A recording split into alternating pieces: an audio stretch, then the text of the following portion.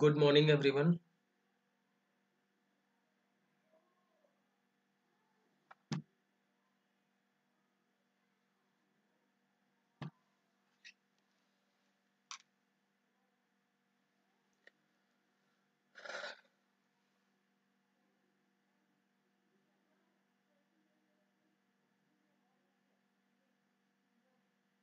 अभी कोई कनेक्टेड है कि नहीं? एक मिनट।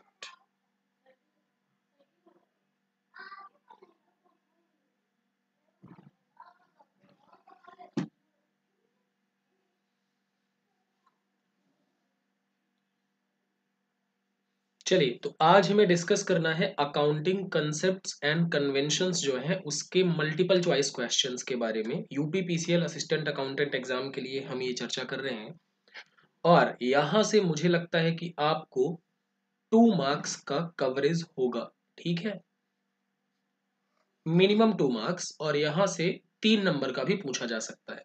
ठीक है, तो 2 से 3 नंबर का कवरेज होगा आपके एग्जाम के लिए।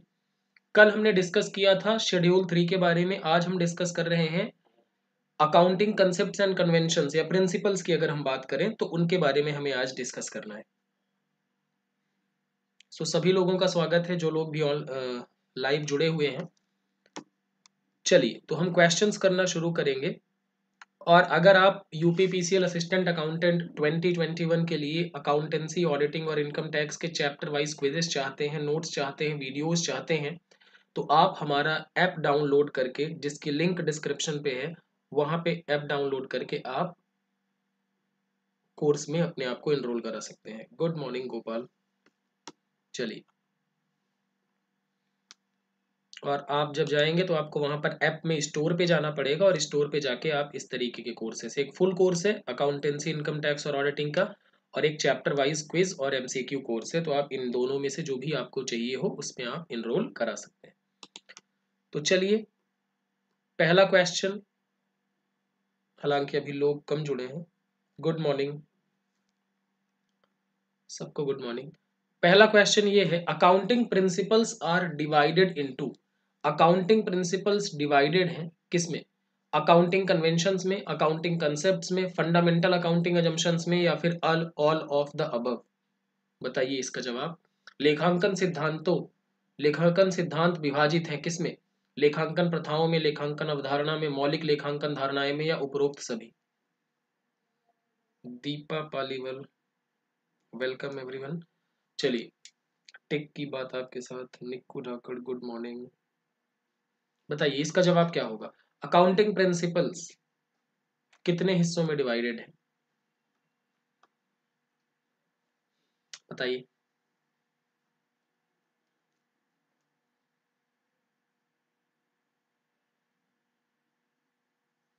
तो इसका सही जवाब होगा ऑल ऑफ द अबव। ठीक है, अकाउंटिंग प्रिंसिपल्स, कन्वेंशंस, कंसेप्ट और फंडामेंटल अकाउंटिंग अजम्पशन।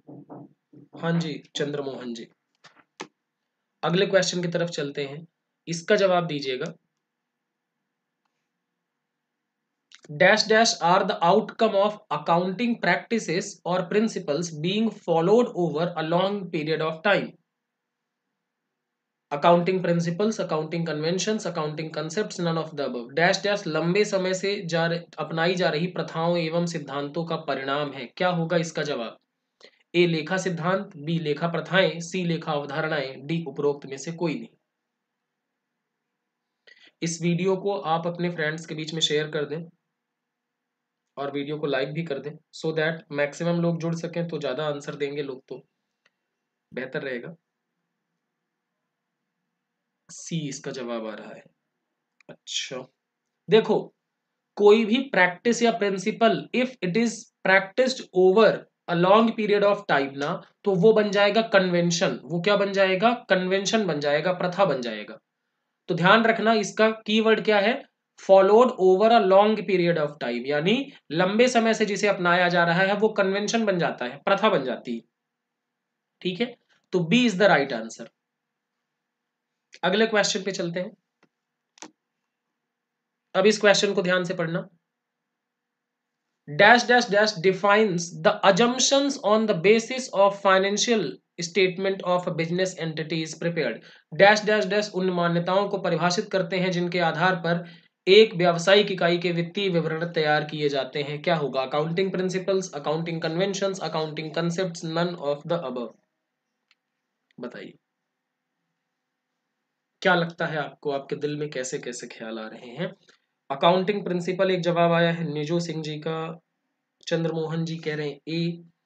देखो साहब, देखो देखो देखो, यहां पर कीवर्ड है अजम्पशंस। जिस अजम्पशंस पर बनाए जाते हैं क्या फाइनेंशियल स्टेटमेंट, उनको कहते हैं अकाउंटिंग कंसेप्ट्स। उनको क्या कहते हैं हम? Accounting concepts. ठीक है, तो सी होगा इसका सही जवाब।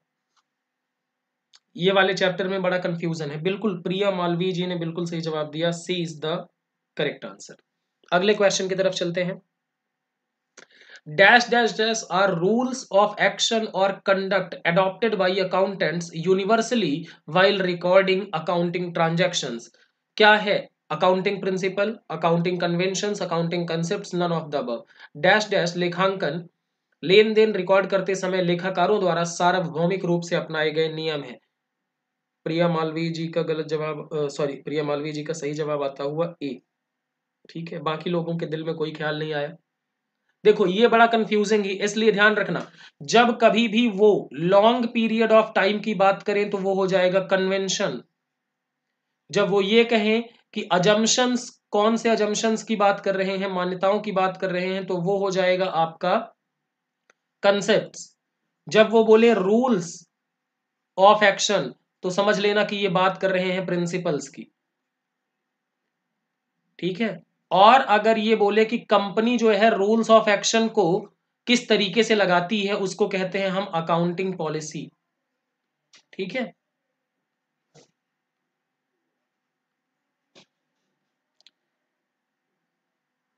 Principles, concept and conventions company accounting policy का इस्तेमाल करके लगाती है, तो ध्यान देना। तो इसका जवाब क्या होगा? ए, अकाउंटिंग प्रिंसिपल, लेखांकन सिद्धांत। ठीक है, चलिए अगले क्वेश्चन की तरफ चलते हैं। आप लोगों ने वीडियो शेयर नहीं किया यार, मुझे दुख हो रहा है। कम लोग हैं, कम लोग हैं तो कॉम्पिटिटिव फीलिंग नहीं आती ना।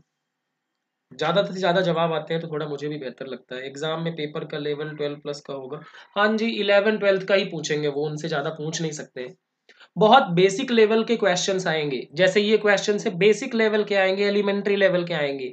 हाँ, कुछ चैप्टर हैं जो आई थिंक बीकॉम लेवल के हैं, जैसे ब्रांच है, डिपार्टमेंटल है, और आपका डबल अकाउंट सिस्टम है, self balancing, sectional balancing. Otherwise तो सारा सिलेबस 11th का है।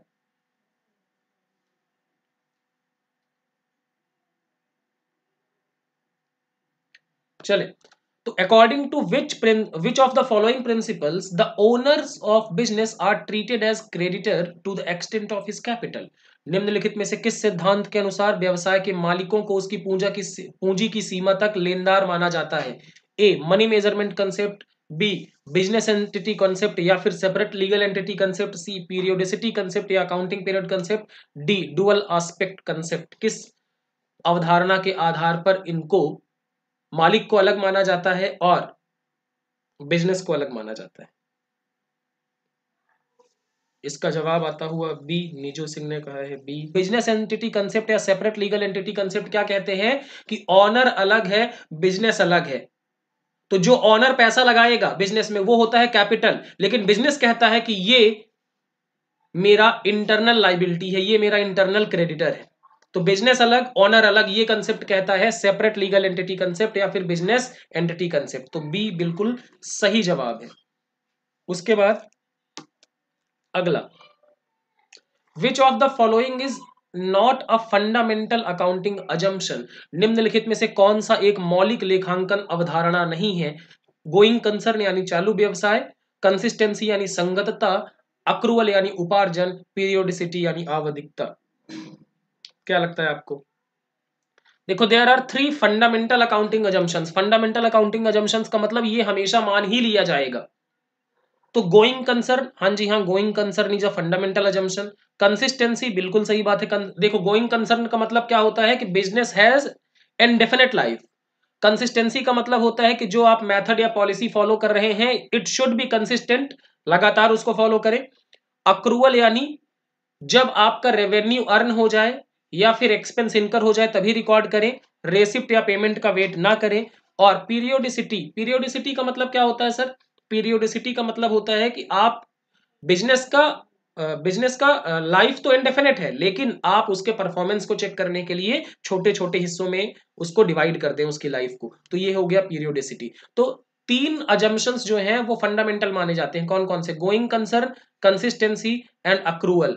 सो सही जवाब क्या होगा? कौन सा फंडामेंटल अजम्पशन नहीं है? तो पीरियोडिसिटी फंडामेंटल अजम्पशन नहीं है। आवधिकता आया समझ में? चलें अगले क्वेश्चन की तरफ। According to dash dash dash concepts a business is assumed as having indefinite life। ये तो मैंने अभी बताया। डैश डैश डैश के धारणा के अनुसार व्यवसाय को अनिश्चित जीवन के रूप में माना जाता है। कौन सा कंसेप्ट होगा? Periodicity, historical concept, going concern या मैचिंग?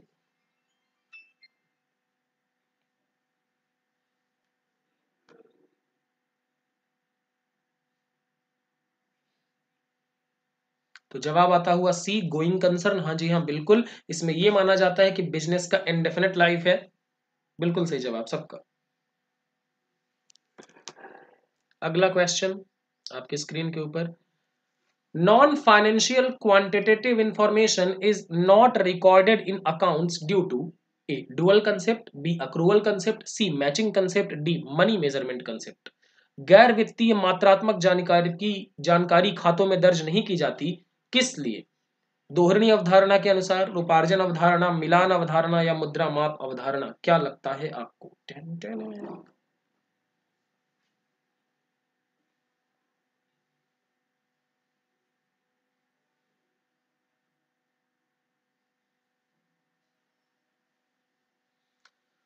सो इसमें जवाब आता हुआ D D D D D, बिल्कुल सही जवाब है। मनी मेजरमेंट कंसेप्ट क्या कहता है कि साहब जिन चीजों को मनी के टर्म में मेजर नहीं कर सकते उनकी रिकॉर्डिंग नहीं करेंगे। जैसे आप गुड्स लेके आए 10,000 का, तो 10,000 लिखेंगे, लेकिन आप ये नहीं एंट्री करेंगे कि 100 kg गुड्स आया, तो उसको रिकॉर्ड नहीं करेंगे आप। मतलब आप नरेशन में भले लिख लें, लेकिन अकाउंटिंग एंट्री जो है 100 kg के बेसिस पर नहीं की जाएगी। अगला question. Which of the following is an example of money measurement concept? बताइए निम्नलिखित में से कौन सा मुद्रा मापन अवधारणा का उदाहरण है? Dispute between management and labour union, प्रबंधन और श्रमिक संघ के बीच विवाद, appointment of a new sales manager, एक नए बिक्री प्रबंधक की नियुक्ति, सेल्स प्रमोशन पॉलिसी, बिक्री संवर्धन नीति, या loss of cash by theft ₹25,000, चोरी से नकदी की हानि ₹25,000। नाइन्थ का जवाब प्रिया मालवीय जी ने सबसे पहले जवाब दिया, डी आता हुआ उनका जवाब। बाकी लोगों के क्या विचार हैं इसके बारे में?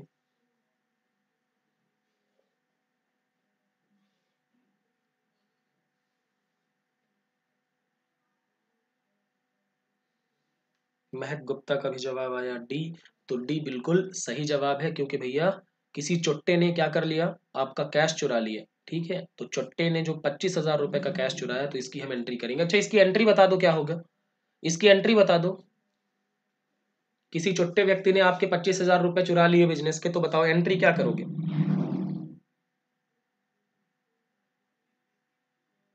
जर्नल एंट्री बताइए इसकी।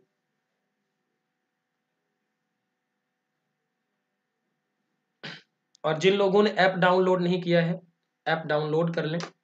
वहां पर 3 फ्री टेस्ट्स भी हैं, और अगर आपको फुल कोर्स चाहिए वहां पर भी है। क्विज और मल्टीपल चॉइस क्वेश्चंस चाहिए वहां पर वो भी है, तो आप डिस्क्रिप्शन चेक करें, वहां पर ऐप मिल जाएगा। और शानदार क्विज है।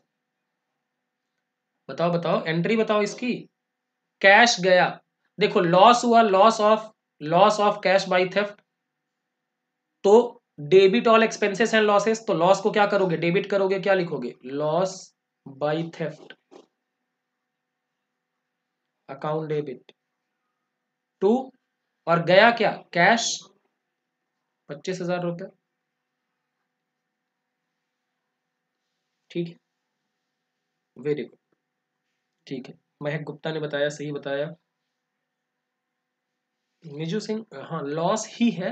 लॉस बाय थेफ्ट, ठीक। चलिए अगला question, valuation of stock at lower of cost और net realizable value is an example of, लागत या शुद्ध वसूली योग्य मूल्य दोनों में से जो भी कम हो पर स्टॉक का मूल्यांकन इसका एक उदाहरण है। किसका उदाहरण है? Conservative concept, realisation concept, cost concept या मैचिंग कंसेप्ट। देखो, क्लोजिंग स्टॉक का जब वैल्यूएशन करते हैं तो उसको कॉस्ट और NRV whichever is lower पर कैलकुलेट किया जाता है। तो ये कौन से कंसेप्ट के हिसाब से हम करते हैं? प्रिया मालवीय ने कहा ए, बाकी लोगों का विचार बताएं आप इसके बारे में जल्दी से। चंद्रमोहन कह रहे हैं डी, नीजू सिंह कह रही है बी। अच्छा, बाकी लोग बताएं। डी, माय गॉड, आप लोग तो मतलब डरा देते हैं भैया। देखो, कॉस्ट और NRV whichever is lower, conservatism concept होगा इसका सही जवाब। अब कंजर्वेटिज्म कंसेप्ट कहता क्या है? सुनो, कंजर्वेटिज्म क्या कंसेप्ट कहता है कि कभी भी अगर फ्यूचर का कोई लॉस दिख रहा हो उसको तुरंत रिकॉर्ड कर लो, ठीक है? तो दुनिया में चाहे जहां भी रहेगी, तुझे तेरी खुशबू से पहचान लूंगा, ऐसा एक गाना है ना। तो कंजर्वेटिज्म कंसेप्ट कहता है कि अगर लॉस की खुशबू आ जाए तो उसको रिकॉर्ड कर लेना, लेकिन प्रॉफिट को रिकॉर्ड नहीं करना है। तो भैया कॉस्ट और NRV whichever is lower, मान लो किसी की कॉस्ट है इन्वेंट्री की, स्टॉक की 1 लाख रुपए, लेकिन अब उसको बेच करके 70,000 ही मिल सकते हैं। तो इस कंसेप्ट के हिसाब से हम विच एवर इज लोअर यानी स्टॉक की वैल्यू कितना रिकॉर्ड करेंगे? स्टॉक की वैल्यू कितना रिकॉर्ड करेंगे? 70,000। 1 मिनट यार, 1 मिनट रुकिएगा।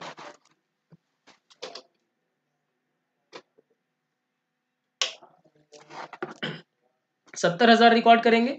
अब 70,000 रिकॉर्ड करेंगे मतलब 30,000 का हमने लगभग लॉस बुक कर लिया।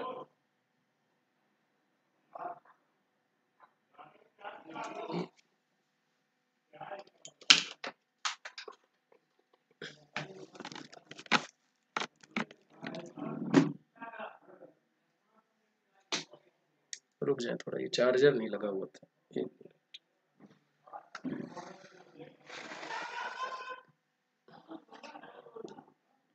ठीक है, 70,000 पे रिकॉर्ड करेंगे। तो ये कौन से कंसेप्ट के हिसाब से हम कर रहे हैं?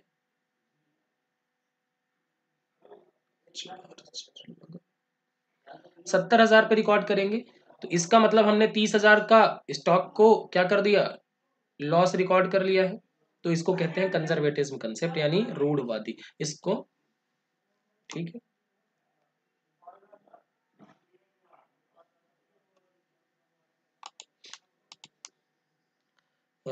विजय कुमार जी, आपको सारे वीडियो अगर चाहिए तो आपको ऐप पे आना पड़ेगा और ऐप पे ही आपको कोर्स में एनरोल करने के बाद मिलेंगे, ठीक है।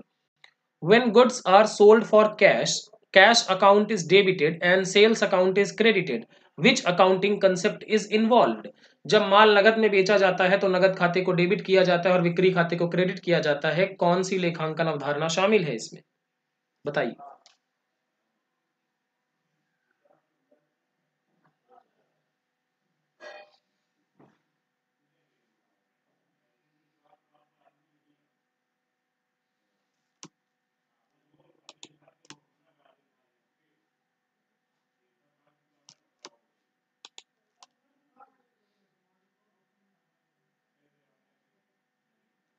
अकाउंटिंग की आप 11th की बुक पढ़ सकते हैं, टीएस ग्रेवाल पढ़ सकते हैं, और बीकॉम में आप कुछ भी पढ़ सकते हैं। 11th का भी डुअल एस्पेक्ट, बिल्कुल डुअल एस्पेक्ट कंसेप्ट क्या कहता है कि अगर कुछ डेबिट हो रहा है तो कुछ क्रेडिट भी जरूर होगा। एक ट्रांजैक्शन के 2 अकाउंट्स पे इफेक्ट आएंगे कम से कम। तो बी होगा सही जवाब। अगला क्वेश्चन आपके स्क्रीन पे, चलिए। The convention of conservatism takes into account, conservatism concept रूढ़वादी की परंपरा में ध्यान रखा जाता है किसको? All prospective losses and leaves all, sorry, takes into account all prospective profits and leaves all prospective losses, all prospective profits and all prospective losses, all prospective losses and leaves all prospective profits, none of these।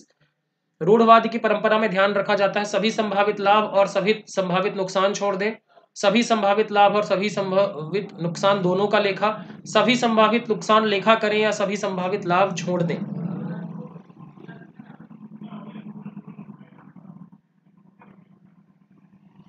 बताइए। देखो convention of conservatism क्या क्या कहता है कि kindly आप क्या करें, कृपा पूर्वक एक काम ये करें कि आपको जो भी प्रोस्पेक्टिव लॉस दूर से दिख रहा है लॉस ना रिकॉर्ड कर लो, उसके लिए अलर्ट हो जाओ, उसके लिए तैयारी शुरू कर दो। मतलब अगर शादी में दहेज देना है तो पहले से ही इकट्ठा करने लगो। लड़कों के लिए कह रहा हूं कि मान लीजिए किसी की शादी नहीं हो रही और उसको दहेज देना है तो वो अपने लिए दहेज इकट्ठा करना शुरू कर दो अभी से।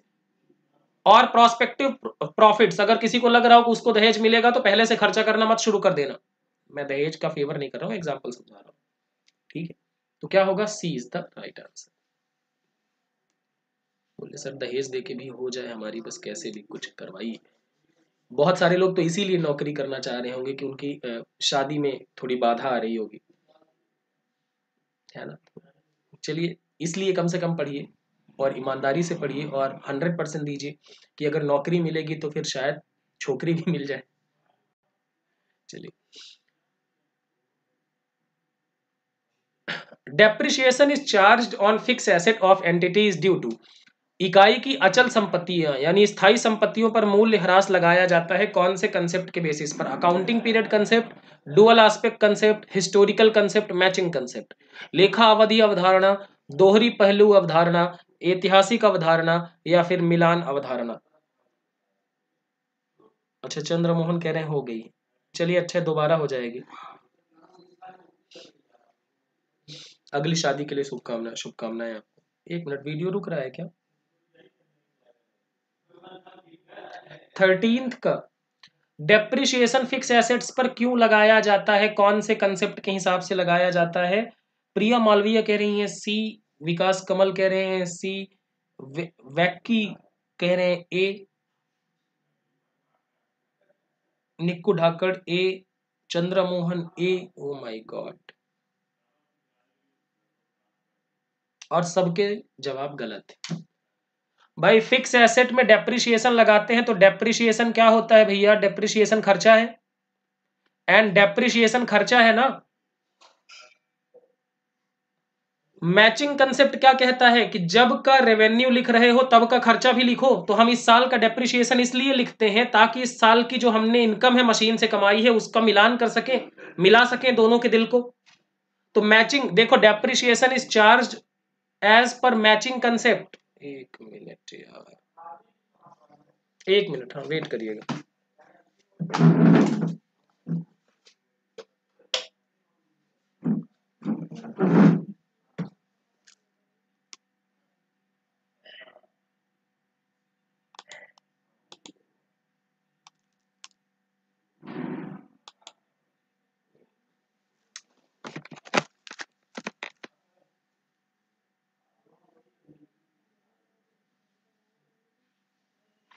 लैपटॉप ना बंद हो जाए, पता नहीं क्या दिक्कत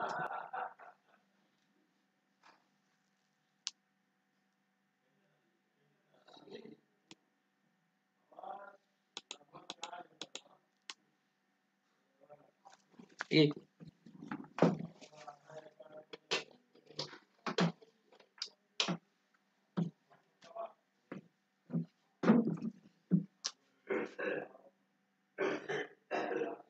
अगर आपने पुरानी क्लास नहीं देखी है, अकाउंटिंग कंसेप्ट का वीडियो अवेलेबल है यूट्यूब पे, प्लेलिस्ट पे चेक करिएगा, मिल जाएगा। और ऐसे गलत जवाब दे के आएंगे ना तो दिक्कत होगी एग्जाम में, क्योंकि ये ऐसे क्वेश्चन है जिन पे आप गलती होना अफोर्ड नहीं कर सकते हैं एग्जाम्स में। तो मैचिंग कंसेप्ट के बेसिस पर लगाया जाता है डेप्रिसिएशन। क्यों? देखो फिक्स एसेट जब खरीदते हैं तो वो कैपिटल एक्सपेंडिचर है।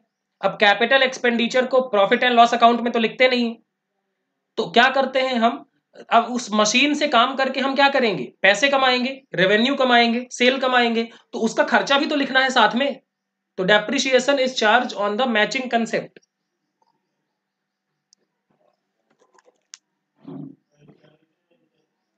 किसी को कोई डाउट है इसमें?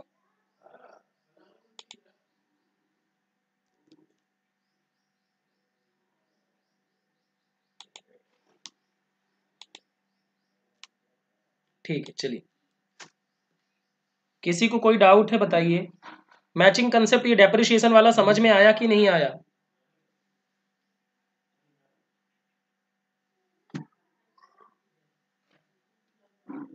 बोलो, समझ में आया कि नहीं आया ये पूछ रहा हूं। नहीं समझ आया? ये डाउट के लिए नो लिखा है आप लोगों ने कि समझ नहीं आया इसके लिए नो लिखा? एक बार और रिपीट। अच्छा देखो भैया, फिक्स एसेट खरीदे हो, फिक्स एसेट्स, मान लो कि एक मशीन आपने खरीदी 5 लाख रुपए की। कितने की खरीदी? 5 लाख की। अब ये मशीन खरीदने पर जो खर्चा है ये कैपिटल एक्सपेंडिचर है। क्यों? क्योंकि इसका बेनिफिट आपको लॉन्ग रन में मिलेगा, 1 साल में इसका बेनिफिट खत्म नहीं होगा। अब इस मशीन से गुड्स बनाकर सेल कर रहे हो तो सेल में लिख रहे हो रेवेन्यू में, सेल्स आपका रेवेन्यू में लिखा जा रहा है, आपकी कमाई में लिखा जा रहा है, आपकी इनकम में लिखा जा रहा है। तो अब इस मशीन का खर्चा भी तो लिखना चाहिए ना भाई। मशीन 5 साल में खत्म हो जाएगी तो हर साल इसको हम क्या करते हैं, 1 लाख डेप्रिशिएट करते हैं। ठीक है, आई बात समझ में? तो ये हम खर्चे को क्या कर रहे हैं, इनकम से मैच करा रहे हैं। जब का खर्चा तब की इनकम, जिस टाइम पीरियड का खर्चा है तभी का इनकम है, तो ये मैचिंग कंसेप्ट हुआ। आई होप समझ में आ गया होगा। अगला क्वेश्चन है, अब इसको भी ध्यान से पढ़िएगा। XYZ Limited follows written down value method of depreciation to depreciate machinery year after year due to। ध्यान से समझ के जवाब दीजिएगा, कसम है आपको उसकी, ठीक है ना, उसकी मतलब समझ गए होंगे। XYZ लिमिटेड वर्ष दर वर्ष मशीनरी के मूल्य ह्रास के लिए मूल्य ह्रास की लिखित विधि का, लिखित विधि नहीं होगा, घटती विधि का पालन करता है। घटते मूल्य विधि, बताइए। अगर इसका जवाब दोगे ना, सच कह रहा हूं ना, XYZ लिमिटेड हर साल जो है written down value method of depreciation को फॉलो करता है। वैकी का जवाब आता हुआ सी। प्रिया मालवीय सी, बिल्कुल सही जवाब है आप लोगों का। कंसिस्टेंसी, कंसिस्टेंसी कह रहे हैं कि अगर आप कोई मेथड कोई प्रिंसिपल फॉलो कर रहे हैं तो लगातार फॉलो करिए, हर साल टाइम पास मत करिए। बिल्कुल सही जवाब, कंसिस्टेंसी, आपने सही जवाब दिया। तो ध्यान देना, जैसे ही लोग डेप्रिसिएशन देखते हैं पागल हो जाते हैं। बिना पढ़े अगर आपने सवाल का जवाब दिया तो आप समझ लीजिए कि आपने अपने नंबर्स पर कुल्हाड़ी मार ली, ठीक है ना, संगतता। अगला question, rent for month of March 2021 is not paid, under which accounting concept it should be recorded as expense for the year ended 31st March 2021। मार्च 2021 माह के लिए किराए का भुगतान नहीं किया गया है। मार्च 31 मार्च 2021 को समाप्त वर्ष के लिए किस लेखांकन अवधारणा के तहत इसे व्यय के रूप में दिखाया जाएगा? Revenue recognition concept, accrual concept, money measurement concept या प्रूडेंस कंसेप्ट? बताइए, 15th का जवाब बताया।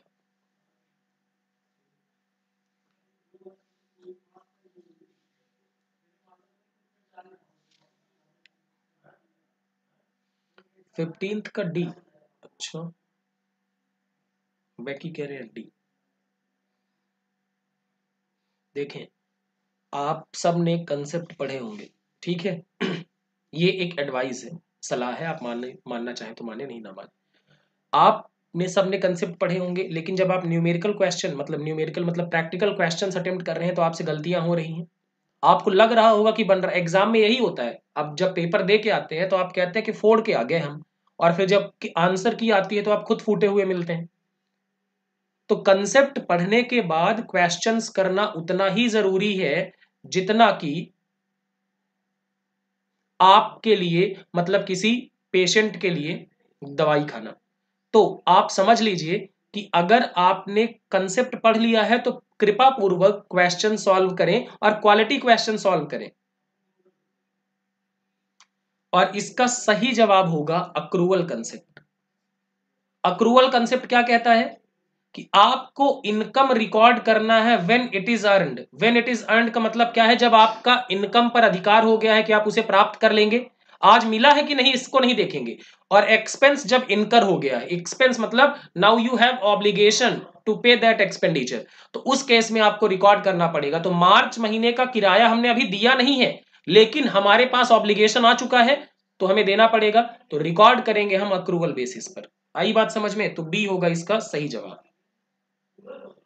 आपने देखे 15 में से 5 सवालों के गलत जवाब दिए हैं आप लोगों ने। अब एग्जाम में मान लो 2 सवाल ऐसे गलत करके आ गए तो 2 नंबर तो गए और आधे नंबर नेगेटिव मार्किंग के चले जाएंगे। 2.5 नंबर का अंतर कट ऑफ में कितना बड़ा डिफरेंस ला सकता है ये आपको पहले से भी पता होगा। तो अगर आप पढ़ाई कर रहे हैं तो सीरियसली पढ़ाई करें और क्वेश्चन जरूर दें।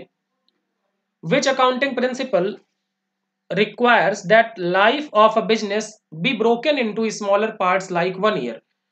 किस लेखांकन सिद्धांत के लिए आवश्यक है कि एक व्यवसाय के जीवन को एक वर्ष की तरह छोटे भागों में विभाजित कर दिया जाए? बताइए। Going concern concept, accrual concept, accounting period concept या मैचिंग कंसेप्ट?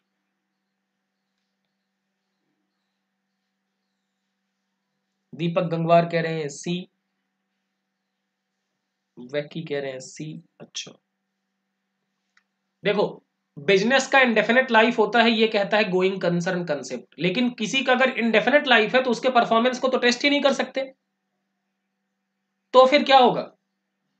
एक कंसेप्ट आया अकाउंटिंग पीरियड कंसेप्ट, या जिसको पीरियोडिसिटी कंसेप्ट भी कहते हैं, वो कहता है कि साहब बिजनेस का तो इंडेफिनेट लाइफ है, बट आपको परफॉर्मेंस चेक करना है, आपको फाइनेंशियल पोजीशन चेक करना है, तो आप क्या करें, उसकी इंडेफिनेट लाइफ को छोटे छोटे हिस्सों में डिवाइड कर लीजिए, जनरली 1 ईयर के रूप में। तो उसको हम क्या कहते हैं? Accounting period concept. तो सी होगा सही जवाब, बिल्कुल सही बोला आपने। उसके बाद which of the following correct account is correct accounting equation? कौन सा इसमें करेक्ट अकाउंटिंग इक्वेशन है बताइएगा। Assets equal to liabilities minus capital, liabilities equal to capital plus assets, capital plus assets plus liabilities, capital equal to assets plus liability, liabilities equal to assets minus capital. वाह वाह वाह, क्या जवाब। तो देखो भैया सही जवाब बताओ इसका। डी। अच्छा सी। देखो अकाउंटिंग इक्वेशन जो सही वाला होता है वो बताओ क्या होता है? जो सही वाला अकाउंटिंग इक्वेशन होता है वो होता है assets equal to liabilities plus capital. ठीक है, तो देखो assets equal to liabilities plus capital, तो यहां पर है assets equal to liabilities minus capital, गलत होगा। Liabilities equal to capital plus assets, तो liabilities equal to assets minus capital हो जाएगा, तो ये भी गलत है।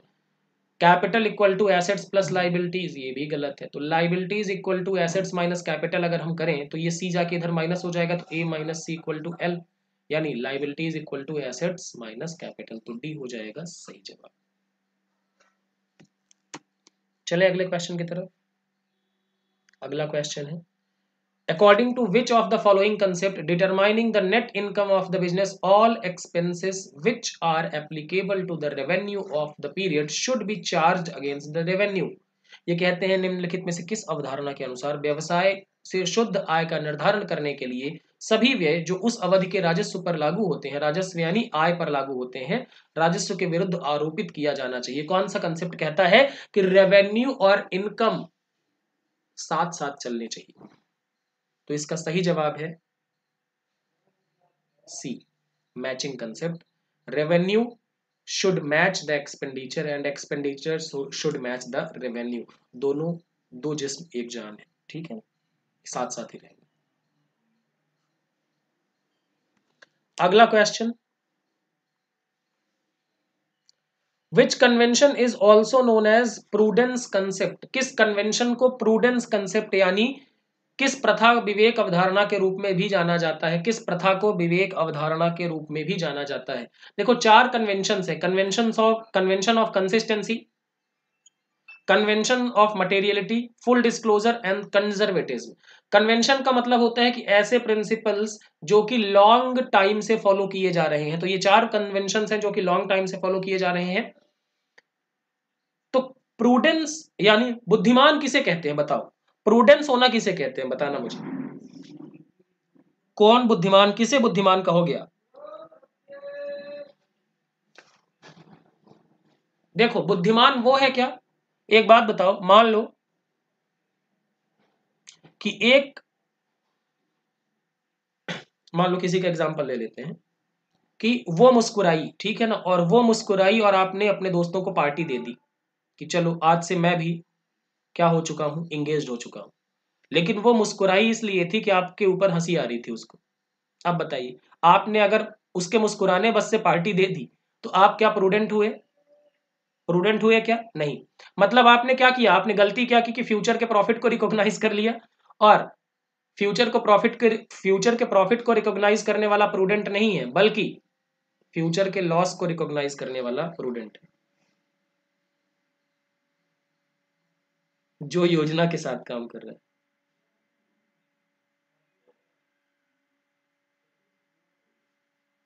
हाँ जी, तो ये बिल्कुल सही बात है। प्रूडेंट वही है जो कि कंजर्वेटिव है। कंजर्वेटिव का मतलब अकाउंटेंसी में क्या है कि रिकॉर्ड कर लो फ्यूचर में लॉस है, prospective losses should be recorded but prospective profits should not be recorded. ठीक है, तो ये होगा रूढ़िवादी की प्रथा। अगला question, entries in accounting records and data reported in the financial statements must be based on objectively determined evidence। यानी कि एक बात बताओ, आप अगर अकाउंटिंग एंट्री कर रहे हैं तो अकाउंटिंग एंट्री का सपोर्टिंग डॉक्यूमेंट क्या होता है, बताओ मुझे। सपोर्टिंग डॉक्यूमेंट क्या होता है, या सपोर्टिंग एविडेंस किसे कहते हैं? ऑडिट याद करिए, ऑडिट भी आने वाला है एग्जाम में, और ऑडिट की क्लासेस भी मैंने पढ़ाई हुई हैं, आप देखें यूट्यूब पे। और अगर उसके क्विज वगैरह करना है, सारे वीडियोस चाहिए तो आप ऐप पर जा सकते हैं। बताएं मुझे सपोर्टिंग डॉक्यूमेंट।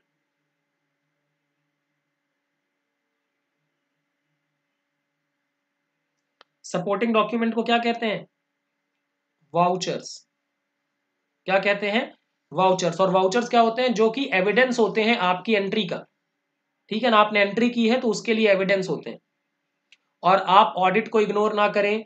कम से कम 15 से 20 नंबर का ऑडिट एग्जाम में आएगा, और ऑडिट में जनरली बच्चों का परफॉर्मेंस बहुत पुअर होता है, क्योंकि audit is a very much theoretical subject. उसमें आपको थेरी समझने में मुश्किल है।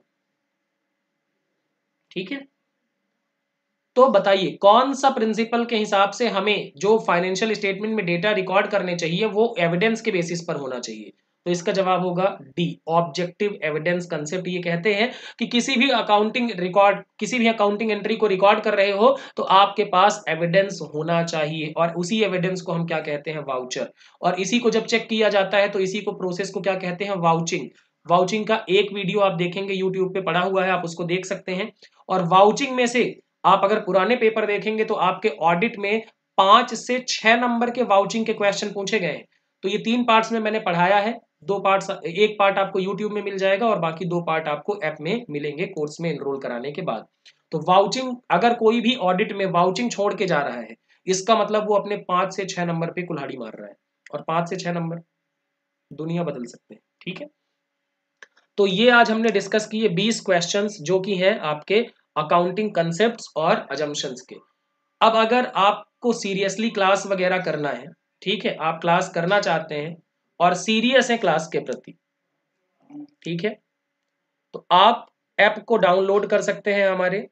और ऐप को डाउनलोड कराने के बाद आप स्टोर पे जाके अकाउंटेंसी, ऑडिट और इनकम टैक्स का फुल कोर्स भी ले सकते हैं, और अगर आपको सिर्फ क्विज की प्रैक्टिस करनी है, मल्टीपल चॉइस क्वेश्चन चाहिए, तो वो कोर्स भी ले सकते हैं। यहां पर आपको क्या डिफरेंस होगा कि यहां पर आपको सारे पीडीएफ नोट्स मिलेंगे और उसका प्रिंट भी ले सकते हैं। वीडियो क्लासेस भी मिलेंगी, चैप्टर वाइज क्विजेस मिलेंगे और मल्टीपल चॉइस क्वेश्चंस मिलेंगे। और यहां पर आपको सिर्फ क्विज और एमसीक्यू कोर्स मिलेगा। ठीक है, तो अगर अभी भी आप सीरियसली प्रिपेयर करना चाहते हैं, जो 75 मार्क्स तीनों सब्जेक्ट मिला के आना है, ठीक है, उसके लिए आप बेहतर करना चाहते हैं तो आप ऐसा कर सकते हैं। बाकी अगर आपने कहीं से पढ़ा है, प्रैक्टिस जरूर करें, बेहतर तरीके से आप आगे बढ़ते जाएं। तो आज के लिए कार्यक्रम में इतना ही। कल मुलाकात करेंगे, नॉट फॉर प्रॉफिट ऑर्गेनाइजेशन के क्वेश्चंस डिस्कस कर लेंगे। ठीक है, और शाम को मैं एक आपको वीडियो दूंगा प्रीवियस ईयर क्वेश्चंस को, उसमें मैंने डिस्कस किया हुआ है, तो उसको भी आप देख लीजिएगा। Thank you so much. कोई और डाउट है, पूछना चाहते हैं आपका सवाल, तो आप पूछ सकते हैं। हाँ, कोई और आपकी क्वेरी हो, कोई डाउट हो तो आप पूछ सकते हैं।